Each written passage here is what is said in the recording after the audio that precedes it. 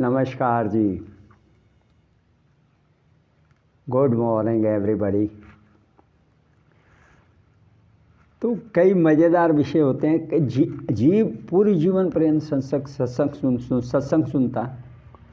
हर आदमी अपने धर्म स्थान में जानता है और धर्म स्थान में जाता है और धर्म पुरोहितों के प्रवचन सुनता है अपने निर्माण के लिए। लेकिन स्थिति फिर वो अंत में जाके बनती है और कभी कभी बनती भी नहीं है जी। मतलब एक बारी कहने से, एक बारी करने से या एक ही मतलब उपमा बताने से निवारण कई बार नहीं होता, लेकिन अलग अलग उपमाओं से आदमी को समझ आ जाता है हाँ यार ये मामला ऐसे ही ठीक है ऐसे ही ठीक है।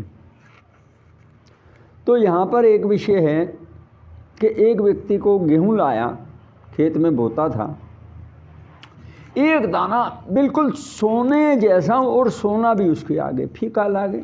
उसने वो दाना अलग रख दिया, वो गेहूं में अलग ही चमकता था। होता है कई बार कोई चीज़ ऐसी होती है।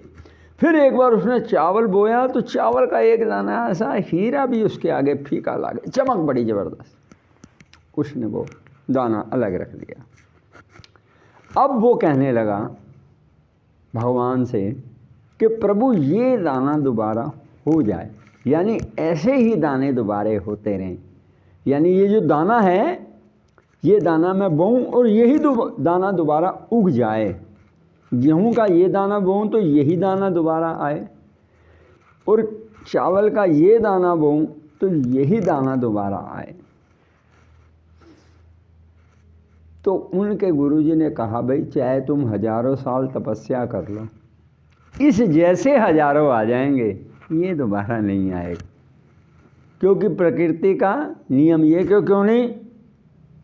मेरे साथ मेरा समाज है, वो तपस्या करेगा और वो कहेगा कि ये दाना दोबारा आएगा। बोले आज कल सूरज जब निकला था, सूरज, जो चिड़िया आई थी, जो मोर नाचा था, जो लोमड़ी घूमी थी, हैं, जो हवा चली थी, जो बादल आए थे, जो पत्ते हिले थे, हैं जी, हवा चली थी तो जो पत्ते हिले थे, जो फूल खिले थे, क्या वो उसी क्रम में सारी चीज़ें, जो किरणें बिखरी थी सूरज की, क्या उसी क्रम में कभी दोबारा होता है? बिल्कुल सेम टू सेम। बोले असंभव जी, ऐसा तो हो ही नहीं सकता। तो कहते हैं जब वो नहीं हो सकता तो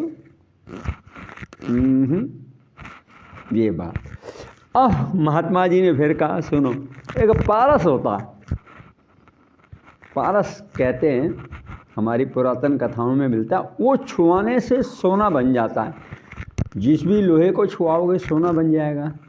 लेकिन बोले आज तक ऐसा कोई पत्थर नहीं बना कि उसको पत्थर से छुआओ तो सारे पत्थर पारस बन जाएं। यानी जो हो गया वो दोबारा असंभव। इसी बात का दूसरा मत ये है कि बाकी वो उसका पुट दूसरा है, ये दूसरा है, कथा लंबी हो जाती है तो छोटे में ही विराम देते हैं। तो इन्हीं शब्दों के साथ